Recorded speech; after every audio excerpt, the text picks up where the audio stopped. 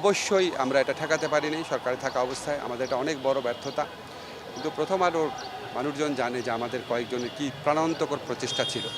তো এই দানবীয় যে শক্তি, এই যে আপনার উন্মত্ততা, এই যে নিষ্ঠুরতা, এটা কত ভয়াবহ হতে পারে সেটা অনেক দিন ভেবেছি, কিন্তু আজকে এসে দেখলাম আমার সমস্ত ভাবনা কেউ ছাড়িয়ে গেছে। মানুষ কত ভয়াবহ এবং জঘন্য হতে পারে, কত ডিভাস্টেটিং হতে পারে, সেটার একটা জীবন্ত উদাহরণটা হয়ে থাকলো প্রথমার এই বিল্ডিংটা। তবে আমার কাছে একটা জিনিস মনে হয় যে এত উন্মত্ত শক্তির ক্রোধের পরও, ধ্বংসযজ্ঞের পরও প্রথম আলো যেভাবে ঘুরিয়ে দাঁড়িয়েছে, যেভাবে তারা এই ধ্বংসের জায়গাটাকে একটা শিল্পের পর্যায়ে, একটা প্রতিবাদের জায়গায়, এটা আমাদেরকে রিমাইন্ডিংয়ের জায়গায় নিয়ে এসেছে, এটা একটা খুব বড় বার্তা আছে। সেটা হচ্ছে কোনো কিছুর পরও আমরা হেরে যেতে রাজি না।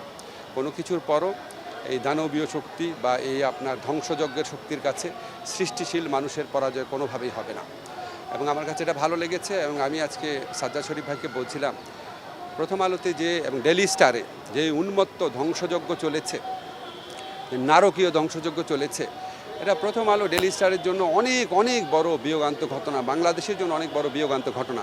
কিন্তু হয়তো এটার মাধ্যমেই বাংলাদেশের মানুষ সচেতন হয়েছে যে এই ধ্বংস সৃষ্টিকারীরা, উগ্রবাদীরা কত ভয়াবহ হতে পারে, কত উন্মত্ত হতে পারে, কত কাণ্ডজ্ঞানহীন হতে পারে।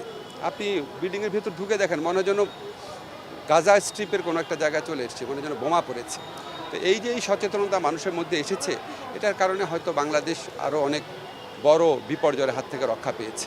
তো আমি প্রথম আলোর লেখক, প্রথম আলোর সাথে ছিলাম, সবসময় প্রথম আলোর সাথে থাকবো।